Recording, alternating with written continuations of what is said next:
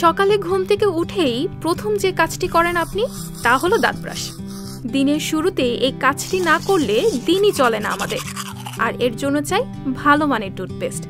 বর্তমানে বাজারে বিভিন্ন ব্র্যান্ডের নানা টুথপেস্টের সয়লাভ। কিন্তু কখনো ভেবেছেন কি করে এই টুথপেস্ট আমাদের ঘরে এলো? আসুন জেনে নেওয়া যাক টুথপেস্ট আবিষ্কারের ইতিহাস। হাজার বছর আগে চীন, মিশর ও ভারতে প্রথম দাঁত মাজা ও সুস্থ থাকার চিন্তা ভাবনা শুরু হয়। একসময় মানুষ গাছের বাকল, লবণ ও ফুলের পাপড়ি মিশিয়ে এক ধরনের মিশ্রণ তৈরি করত।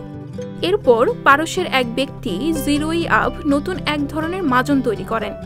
এটি ছিল পরিশোধিত ও সুগন্ধযুক্ত।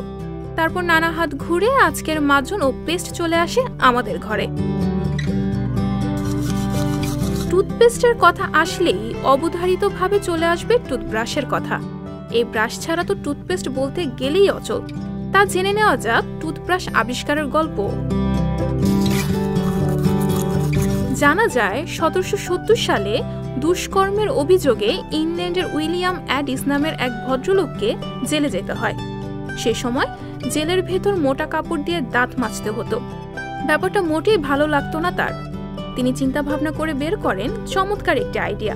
খাবার শেষে পড়ে থাকে একটি হাড়ের একদিকে বেশ কিছু ফুটো করে জেলের সেপাইদের কাছ থেকে চেয়ে নেন ঘোড়ার লেজের কিছু চুল। তারপর কায়দা করে ফুটো গলিয়ে চুলগুলো বেঁধে দিয়ে তৈরি করেন ব্রাশ। তারপর জেল থেকে বেরিয়ে আরো সুন্দর করে বানালেন ব্রাশ। খুলে বসেন মস্ত একটি কারখানা। আধুনিক ব্রাশের বিশ্বজুড়ে ছড়িয়ে পড়া।